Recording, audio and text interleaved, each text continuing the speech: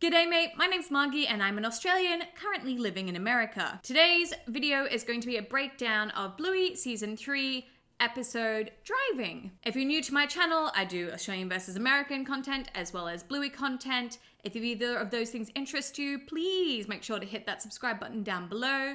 I super duper appreciate it and I'm really loving making all these new friends that I have with making this Bluey stuff as well. I think it's so much fun breaking down each episode and showing all the Aussie references as well as all the Easter eggs inside them too. So I'm glad that you guys are enjoying this content as well. With all that being said, let's just jump straight into it with the synopsis. With only 5 minutes to play driving, Bluey and Mum race against the clock to buy milk for a grumpy guest and have to escape an angry shopkeeper. This was a really cute episode with just sort of Bluey and Chilli as the main characters in it, which I really love. I think it's really awesome. There's definitely a lot of showing Bluey understanding bigger concepts, I think, or understanding adult and children relationships. And I think that this is a really great episode again for that too. So our first scene, we get to see Chilli. She is being a mom. She's doing everything she needs to be doing. And she's talking about, sorting out morning tea. I just want to give that as like an Aussie reference. We do morning tea or smoko, sometimes we call it as well. But I notice other countries don't really do that, specifically America. There's no like morning tea or afternoon tea. It's not called that at all. So I just thought that was a really interesting thing. At school, we call it morning tea as well. Morning tea and then lunch are our 2 breaks during the day. So I just wanted to give that little Aussie reference there. We then see a few new items on the fridge here. One is a postcard, which I definitely now 100% think is from the Taj Mahal in India. I'm really curious as to who it is that's in India that's sending them these postcards, because we've seen them sort of pop up a few times now. I'm really curious if it's Rad, and maybe we'll get to see Rad and Frisky. That would be really cool. But there's also a little elephant magnet there as well, which again is a reference to an Indian elephant that's been like highly decorated. So I think the two sort of match together. So someone is overseas in India sending them postcards and magnets. We then see Bandit holding a PTA form, which again is really funny, just shows sort of that real life aspect of the forms that parents have to fill out. And then we get a funny phone call from one of Chilli's work colleagues. We never really find out a lot about Chilli's work life. We've seen a bit more of like Bandit being an archaeologist this season, so I'm glad they got to show a little bit of Chilli's work as well. The really funny thing though, I think, is there's very much an Office reference in this.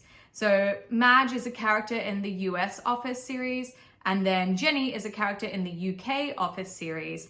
And stealing the stapler is like a joke within the Office show, except usually the stapler is in Jello or jelly, depending what country you're in. So I'm surprised they didn't put that reference in as well. I do like that if we do a close-up, we can sort of see a picture of Madge. She's like a bulldog and she's got like this pink hat on, and it's very much, I think, going to be referenced with the character or a toy we're going to see in a few seconds. Now, this is where I think we get a really big shout out to the episode Fairies and the parallel between Bandit and Bingo and their sort of understanding versus Chilli and Bluey. So basically for Fairies, Bandit was busy on the phone, he didn't have time to play, and that really upset Bingo. In this case, Chilli is really busy. She's also on the phone and doesn't have time to play with Bluey. But Bluey's understanding. She gets it. She's a little bit older. We can sort of see that difference again between her and Bingo. She understands that her mom's really busy and doing stuff, and yeah, she's sad, but it's okay. And I really like that in this episode though, Chilli really understands that she wants to have those 5 minutes to play with Bluey. Like, she wants to be there for her as well as doing everything else, which is really beautiful. We then get to see them both being like, for real life, which is like a really fun saying from Bluey. We haven't heard it a lot this season, so I'm glad that they both had it in there. And then we have Chilli doing the narration for the title card scene, saying this episode of Bluey is called Driving. And that was really beautiful to hear her saying the title card. Now, this is where we get sort of our big scene where we see like the playroom here. We see Agatha, the cat, who is our main toy for this episode. And you see she's wearing the hat almost the exact same as Madge was on Chilli's phone. So I think it's kind of like a really funny reference between the two there. We also see the teapot there and the cups, which is a reference to Mrs. Potts from Disney. Now, a little bit of a continuity error here that they keep sort of flicking back and forth with. So in Australia, our driving seat is on the right side of the car, not the left, like in America. So technically, Bluey wouldn't be getting in through this side of the car, she'd be getting in through the other side. However, they do sort of fix this up in a little bit with her like using different buttons and things like that on the right, the correct side, I guess.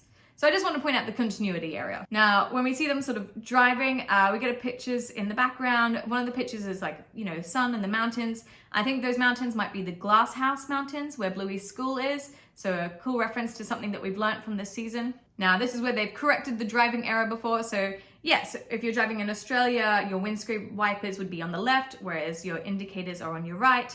And same thing when she turns on the radio later on, it's also on the left. So that would be correct how she's grabbing for it. Now, I loved the voice work here for Chilli. It was so funny, her pretending to be like different radio stations. So she, you know, is the classical station first. They reference a classical artist, Mendelssohn, who is a German composer. I thought they might have referenced an Australian one, but that's okay. And then hilariously, when they switch the channels, it goes over to B107 Brekkie Crew. Brekkie is what Australians call breakfast. We just like making nicknames out of everything. And then I think B107 might be a reference to the B105 station in Brisbane. So B stands for Brisbane, but B105 also has like a very famous breakfast crew as well. So I think it might be a little reference to that. And we then sort of see the issue that Chilli kind of has with this game is that she's a bit bored by it. She's just driving along. She's got stuff to do and there's not much that she's really doing in this game. So they sort of end it a little bit early and Bluey's like, yeah, that's okay. I'll have a tea party with Agatha. So I think a couple of references here. One,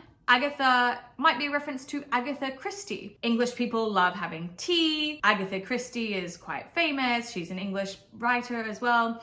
So maybe all over together, Agatha Christie, tea party. And she also acts like very snobbish in this episode, which we kind of like, as Australians have a joke that that's what English people are like. So I think that might be a couple of little references or Easter eggs there. But we sort of get that bit of a dialogue between Chilli and Bluey where Chilli says like she needs a purpose. Like she needs a purpose to really be creative in a game. Bluey, I love this, understands this and creates a purpose for the game. And I think again that shows that Bluey's really growing and adapting, that her mind and her creativity is fantastic. So she creates a scenario where they need to go to the shops to get almond milk or else Agatha's gonna pee on the curtains, which is just hilarious. I love it. The mom understands that Bluey's understanding her as well. She's like, yes, let's drive. So it's really cool seeing them work together and sort of problem solve how that they can play together. Also, I just think it's so funny that Agatha's gonna pee on the curtains. It's such like an animal joke, I guess. Now they set the timer for 5 minutes and then this sort of montage scene here of them driving crazily to the shops is so cool with the animation. Like they actually move the frame left and right and up and down and then swirling it around as well, which I think is just a really cool thing to see for this. We then get to see our first long dog for the episode. So on the veranda, right at the very back there, we got a little long dog wearing the Agatha/Madge hat. And then in the very next scene, we see our second long dog, which is just hiding there in the corner. And he also has a hat on, but it's the bad mood hat or the Viking hat.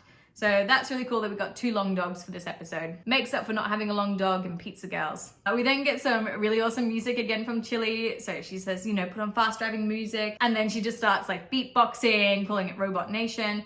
I really hope that this is in the soundtrack because it was really funny to listen to. But they get back and it's too late. Agatha peed on the curtains. But the timer's also up and Madge is calling again, so they have to end the game. It's a really beautiful way because they're both happy. They accomplished what they wanted to do within the game. They're both really happy with each other. They're okay with playing by themselves or doing the work by themselves. And both of them just hugging and saying thank you and then walking off and both saying, all right, let's sort this out. I think it's just, again, a really good reflection of showing that Bluey is an incredibly understanding character.